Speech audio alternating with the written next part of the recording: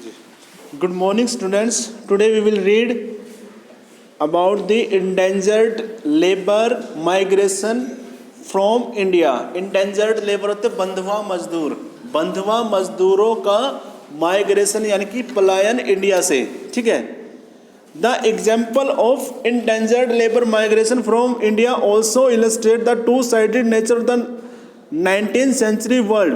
तो यहाँ पे देखो भारतीय बंधुआ मजदूरों का पलायन दूसरे देशों में, दूसरे राष्ट्रों में, यह भी एक नेचर है टू साइडेड, दोनों दो तरफा क्या है 19th सेंचुरी का वर्ल्ड, यानी कि 19th सेंचुरी का वर्ल्ड कैसे जुड़ा बंधुआ मजदूरों से. It was world of the fast economic growth as well as the great misery. जो ये 19th सेंचुरी का जो टाइम था ना, जो विश्व था, ये टाइम तो इकोनॉमिकली तो ग्रोथ का तो था ही था, विकास का था ही था, साथ ही साथ में क्या था ग्रेट मिजरी यानी कि बहुत बड़े बड़े कष्टों का भी था. हायर इनकम फॉर सम, कुछ लोगों के लिए तो इनकम ज़्यादा हो रही थी, एंड पॉवर्टी फॉर अदर, और कुछ के लिए क्या हो रही थी गरीबी हो रही थी. Technologically advances is some areas and new forms of coercion in to other. किस एरिया में तो क्या हो रही थी, किसी एरिया में तो टेक्नोलॉजी का बहुत ज़्यादा, किसी एरिया में तो बहुत ज़्यादा वो हो रहा था टेक्नोलॉजी का एडवांसमेंट, और किसी एरिया में बहुत ज़्यादा क्या हो रहे थे, पिछड़ रहे थे लोग. In the 19th century hundreds of thousands of Indian and Chinese laborers went to work on plantation in mines and in road and railway construction objects around the world. तो उस टाइम पे क्या होता 19th सेंचुरी में कुछ भारतीय और China के जो लेबर थे यानी कि श्रमिक लोग थे, वो वहाँ से यूरोप में, अमेरिका में वहाँ पे पलायन किया उन्होंने. किस चीज़ के लिए, काम के लिए, प्लांटेशन में यानी कि चाय के खेत थे, बागान थे, उनमें काम करने के लिए. माइंस में यानी कि जो माइन खान वगैरह थे ना, जहाँ से एक्सकेवेशन करते थे, वहाँ पे गए वो. In India, endangered laborers were hired under contract with the promise return travel to India after they had worked 5 years on their employer's plantation. India में क्या होता था, मजदूरों को, इंडेंजर्ड मजदूरों को लेके जाते थे, हायर कर लेते थे, किराए पे ले लेते थे, और कॉन्ट्रैक्ट होता था 5 साल का कि भी 5 साल के बाद वो वापस आ जाएंगे किसी प्रोजेक्ट पे काम करने के लिए. मान लो कोई प्रोजेक्ट, फैक्ट्री वगैरह लगा रहे, उद्योग लगा रहे हैं, या वहाँ ले के चले जाते थे वो बाहर विदेश में. Most Indian indentured worker came from the present day region of the eastern Uttar Pradesh, Bihar, central India and dry district of Tamil Nadu. तो ज़्यादातर इंडियन इन एरिया से यानी कि तमिलनाडु से, जो मध्य सेंट्रल इंडिया है, मध्य प्रदेश से, छत्तीसगढ़ है, बिहार, झारखंड, उत्तर प्रदेश, इन स्टेट से बहुत ज़्यादा इंडियंस बंधुआ मजदूर के तौर पे वहाँ पे जाते थे. इसका पता है क्योंकि इन एरिया में बहुत ज़्यादा गरीब लोग हैं, आज भी हैं, आज भी इन एरिया से बहुत ज़्यादा माइग्रेट हुए थे ना, अभी देखा भी होगा आपने, तो उस टाइम पे भी हो रहे थे. And in the mid 19th century these region experience many changes. और 19वीं सदी के मध्य में इन क्षेत्रों में बहुत ज़्यादा चेंजेस आए. Cottage industry decline. क्या हुआ, इन क्षेत्र में, भारत के जो सेंट्रल एरिया के जो क्षेत्र थे, जो ये राज्य थे, यहाँ पर क्या हुआ, जो कोटेज उद्योग थे यानी कि कोटेज इंडस्ट्री थी यानी कि लघु उद्योग थे, जो गांव में लगा रखे थे लोगों ने, वो तो ख़त्म हो गए. वो किसने कर दिए थे, ईस्ट इंडिया कंपनी ने. वो डिक्लाइन हो रहे थे. एंड लैंड रेंट्स रोज, और ज़मीनों के जो लगान थे वो बहुत ज़्यादा बढ़ रहे थे, किराए. Land were cleared for mines and plantation, और वहाँ पे ज़मीनों को क्लियर किया जा रहा था. किस चीज़ के लिए, बागान बनाने के लिए, और वहाँ पे माइंस यानी कि मिनरल्स निकालने के लिए, कोयले खदान वगैरह बनाई जा रही थी. And all this affected the lives of the poor, और इन सब से क्या हो रहा था, जो गरीब लोग थे ना, उनका जीवन बहुत ज़्यादा प्रभावित हो रहा था. दे फेल टू पे देयर रेंट्स, वो अपने किराए भी नहीं दे पा रहे थे. बिकेम डीपली इंडेप्टेड, और वो बहुत ज़्यादा क्या हो गए, कर्जदार हो गए. And were force to migrate in search of work, जिसकी वजह से वो मजबूरी में काम के लिए जाना पड़ गया उनको बाहर, क्योंकि वहाँ पे काम नहीं रहे उनके पास. And the main destination of Indian indentured migrate were the Caribbean island, और भारतीयों की जो मेन डेस्टिनेशन थी भारतीय इंडेंजर्ड लेबर की यानी कि बंधुआ मजदूरों की, जो मेन डेस्टिनेशन थी यानी कि मंजिल थी वो कौन सी थी, मेनली थी कैरेबियन आइलैंड्स। जो कैरेबियन आइलैंड्स है, कैरेबियन नाम का एक वहाँ पे सी है और वहाँ पे आइलैंड है छोटे छोटे, तो mainly Trinidad, Guyana and Suriname, जो कि आपका जो साउथ अमेरिका कॉन्टिनेंट है ना उसके नॉर्थ में पड़ते हैं, ये साउथ अमेरिकन कॉन्टिनेंट है। Mauritius and Fiji, Mauritius Fiji ये हमारा हिंद महासागर में पड़ता है। Closer home Tamil migrate went to Ceylon, और वहीं जो तमिल माइग्रेंट थे जो उनके पास तमिलनाडु के पास में लगता है श्रीलंका, साइलोन श्रीलंका को ही बोलते हैं, तो वहाँ चले गए। And Malaya indentured worker were also recruited for tea plantation in Assam, और वहीं असम में जो बड़े बड़े चाय के बागान थे ना तो बंधुआ मजदूरों को वहाँ पे भी ले जाया जाता था।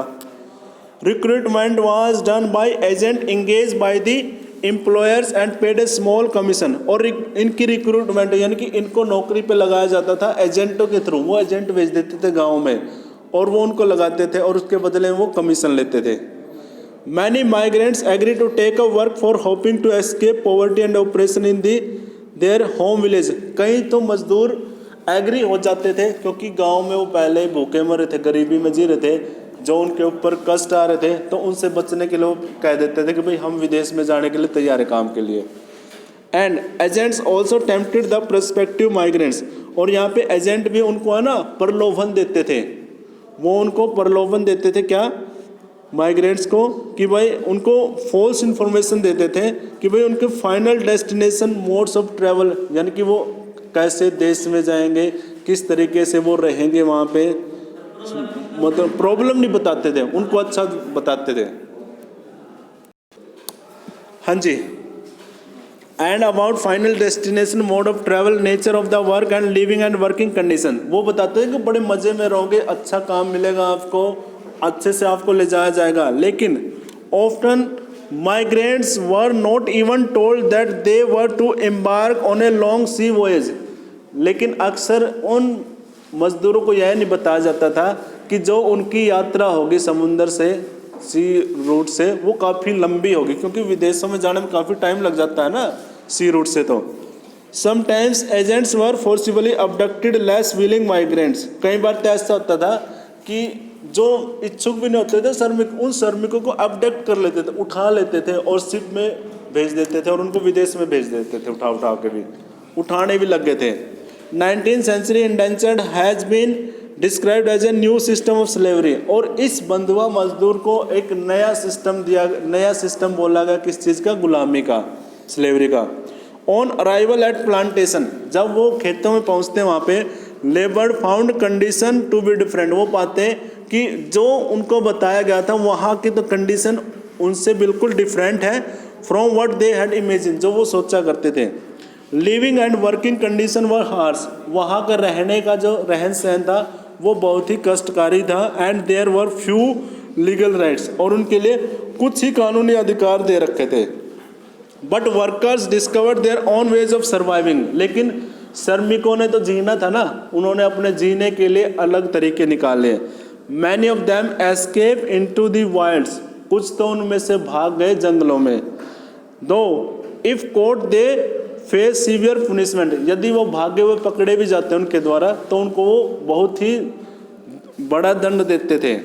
Other develop new forms of individual and collective self expression blending different cultural form old and new, और कईयों ने क्या किया, कहीं और जाके बस गए और अपना कलेक्टिव एरिया बना लिया, वहाँ पे मिल के रहने लगे और अपना डिफरेंट कल्चर वहाँ पे शुरू कर दिया।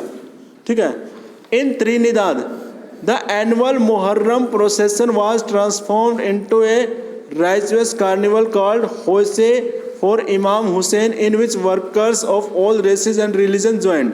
जैसे कि आप त्रिनिदाद में देखोगे, त्रिनिदाद में मुहर्रम नाम का एक फेस्टिवल होता है जो मुस्लिमों का होता है, लेकिन एक्चुअली में उसमें जितने भी इंडेंजर्ड लेबर है ना, जो पुराने टाइम से 19th सेंचुरी वहाँ पे बसे थे, आज भी वहाँ पे मिलके उसको होसे नाम का एक फेस्टिवल है उसको सेलिब्रेट करते हैं। यानी कि उन्होंने अपने खुद के कल्चर डेवलप कर लिए वहाँ पे। यही तो कल्चर होते हैं, यही संस्कृति होते हैं ना, अपने खुद के रहन सहन विचारों को डेवलप कर लेना। विदेशों में जाके भी। And similarly the protest religion of the Rastafarianism made famous by Jamaican reggae star Bob Marley is also set to reflect social and cultural link with Indian migrants to the Caribbean. और ऐसे ही वहाँ पे रास्ताफारिनिज्म नाम का एक festival मनाया जाता है या जमैका में, ठीक है, जहाँ जो कि कैरिबियन और इंडियन माइग्रेट का क्या बता रहा है, एक लिंक दिखा रहा है। आप वहाँ देखोगे ना बहुत से लोगों के नाम भी है ना इंडियन नेम मिलेंगे आपको वहाँ पे, जैसे chutney music popular in Trinidad. Trinidad में चटनी म्यूजिक नाम से एक पॉपुलर म्यूजिक है जो कि एंड गुयाना में भी है। Is another creative contemporary expression of the post indentured experience. ये भी क्या है, पोस्ट इंडेंजर्ड लेबर के टाइम का एक्सपीरियंस है उसके बाद का, ठीक है। These form of cultural fusion are part of making the global world. और यह कल्चरल फ्यूजन, फ्यूजन का मतलब है जुड़ना, जुड़ाव, यह भी एक प्रकार का ग्लोबल वर्ल्ड का ही निर्माण है। Where things from different places get mix, जहाँ पे अलग अलग प्लेसेस से जो चीज़ें ना एक दूसरे से मिल जाती हैं, लूज देयर ओरिजिनल कैरेक्टरिस्टिक्स, जिससे कि उनका ओरिजिनल जो रूप होता है वो ख़त्म हो जाता है। And became something entirely new, जो कि बिल्कुल पूरी तरह से अलग होता है। अगर आप है ना म्यूज़िक सुन के देखोगे, जमैकन म्यूज़िक सुनोगे, तो उसमें कहीं ना कहीं आपको इंडियन कल्चर मिलेगा। बॉब मार्ले के म्यूज़िक वगैरह सुन के देखे ना, थोड़ी सी ऐसी आपको झलक मिलेगी इंडियन कल्चर की।